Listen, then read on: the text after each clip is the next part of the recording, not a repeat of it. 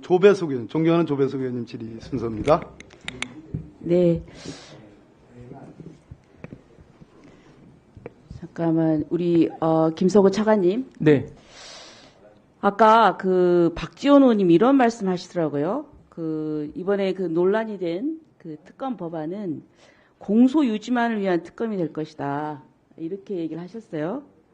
왜냐하면 이제 구속 기간을 이렇게 따져보면은 한 2월 8일경에 대통령이 기소가 될 것이고, 뭐 특검이 만약에 출범한다고 해도 구성만 해도 20일이 걸리잖아요. 그러니까 특검이 뭐 일을 시작을 할 때는 이미 대통령은 기소가 돼 있다 이 말이죠.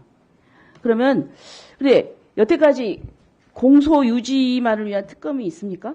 기존에 13번에 있었던 특별검사법은 모두 다 수사가 진행되지 않거나 진행됐음에도 불구하고 충실하지 않다는 점에 대한 사회적인 논란이 있어서 보완하기 위해서 도입된 것이 일반적입니다. 그러니까 보충성, 예외성이 있고 분명히 수사를 했잖아요. 그죠? 네네.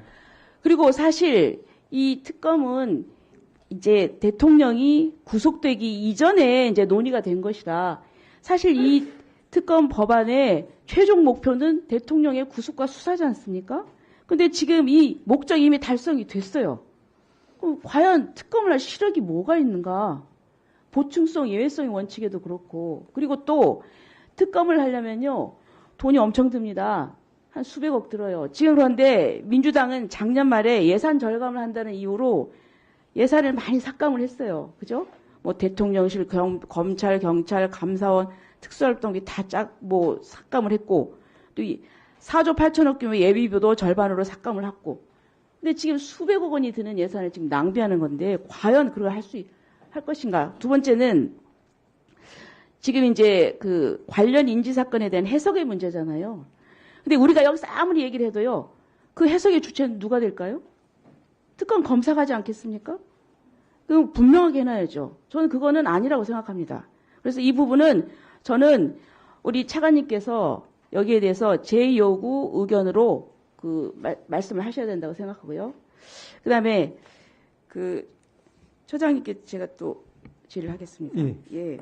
지금 자꾸 체포영장 이제 집행에 있어서 굉장히 중요한 문제가 있는데 대통령 관저는요 경호시설뿐만 아니라 지금 국가 1급 보안시설이에요. 그래서 이게 국가정보원이 관리를 합니다. 두 번째는 국가중요시설로 통합방위본부가 관리하고 그래서 통합방위법에 의해서 운영이 돼요. 그다음에 군사시설보호구역으로 국방부와 군부대가 관리하고 군사기지 및 군사시설보호법에 따라서 규율이 됩니다. 거기에 따라서 승인과 허가를 받아야 돼요. 그것 중에 하나라도 안 되면은 영장을 받아 들어갈 수가 없어요. 근데 저는 이 두 개 충돌하는데 이 충돌하는 부분에 대해서 제대로 어떤 법적인 논쟁이나 토론 이론을 보지 못했어요.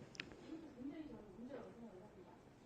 예, 얼마 잘 아시겠지만 얼마 전에 형사법학자들이 심포지엄을 열어서 이 부분에 대해서 이제 그 영장 발부했던 판사 법관과 동일한 법적 해석을 내린 바 있습니다만은 그럼에도 불구하고 말씀하신 것처럼 이 조항 해석에 관해서는 여러 가지 견해가 있기 때문에 최종적으로 법원의 판례에 의해서 정리되어야 할 것으로 생각합니다.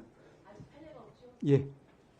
네, 조배석 의원님 수고하셨습니다. 다음은 존경하는 김용민 의원님 질의해 주십시오. 네, 간밤에